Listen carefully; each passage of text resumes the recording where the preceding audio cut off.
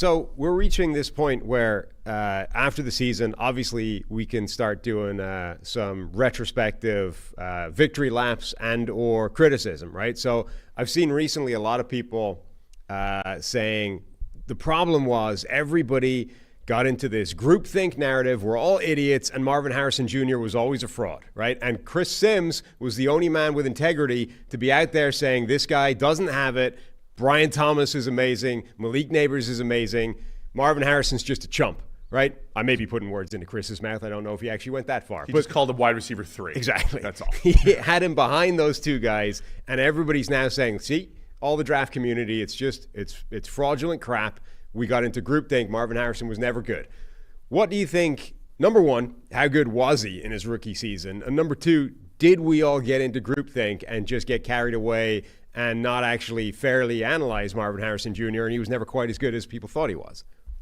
Well, let's first just say, to me, and this is just my opinion, anytime we're tagging a prospect as generational or, once in a this, that, and the other, I already think we're getting into troublesome territory, because even if I had Harrison as the top ranked receiver in this class, I didn't think he was a flawless prospect. I actually wrote in his prospect profile and reception perception that I thought he had issues, and I called them, to be fair, I'm not trying to take a victory lap on this, I called them minor issues at the catch point.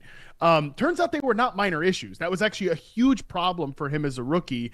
I think he really struggled working back to the ball. I think he struggled attacking the ball in tight coverage. And that evidence was on his college film, and it did become worse in the NFL. Now, I don't think that that's something that he can't improve on. I think that's actually something he can track and get better at over the course of his career. But for now, that's the biggest negative in what we saw at his rookie season. Otherwise, I thought he was I would categorize his early RP metrics as sort of like a solid starter. I think that's kind of what he looked like this year. I do think that there was also other issues for him as a rookie. I think the role early on was very narrow. It was very focused on kind of what I would call like sacrificial X receiver duties, like just line up on the line of scrimmage as the farthest outside player and run a lot of vertical routes and not a lot of these horizontal breaking patterns that he was really good at in college. I think it took them a minute to maybe figure out what the right usage was for him.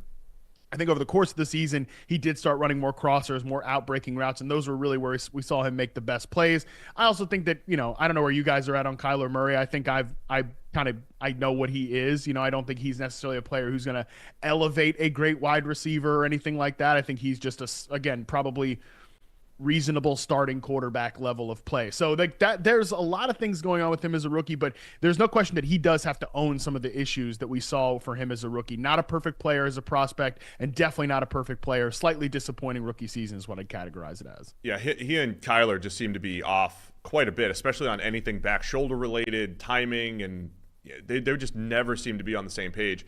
Last thing on Harrison, though, people liked Malik Nabers in particular because he just looked dynamic and fast and explosive. Marvin Harrison Jr., of course, never worked out. And the very first week, he didn't run fast in week one. Everybody's like, oh, he's slow. Yeah. What do you see from his speed, explosiveness, athleticism, especially maybe compared to some of these other guys? Yeah, this is why I struggled with calling him, again, even if I had him as a top-ranked receiver in the class, I struggled with calling him, like a generational prospect or anything, because I think the best parts of his game, and this isn't surprising, guys, like his dad is Marvin Harrison Sr., an excellent technician.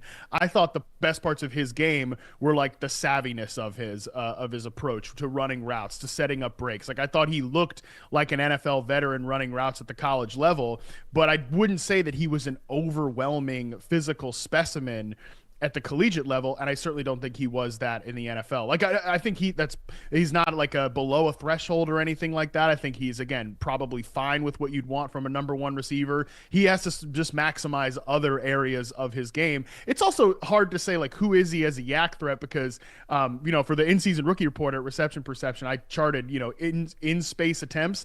I got almost nothing from him. They don't use him in that way. Is that because he's not dynamic as a mover? Potentially, but you also just don't see that in the role that he played as a rookie. It's hard to gauge that.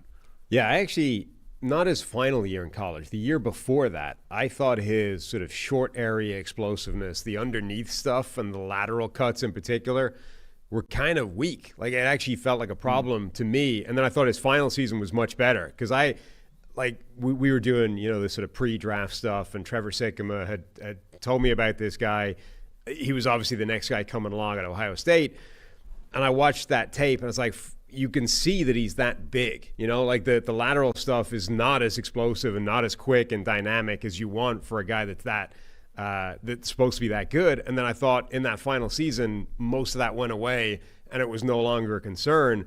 But maybe it is. Like, he's at that size, he just doesn't have that explosiveness and short area, dynamism that you want from an elite receiver, and that a guy like Brian Thomas Jr., who's also big, does have. Yeah. No question. I mean, the difference between those two guys is you can feel it, and maybe wasn't as apparent in college, but it's certainly when you stack them up in the NFL, it is apparent. Thanks for watching all the way to the end of our video. For more great content, click here to subscribe and here to watch another video. We'll see you again soon.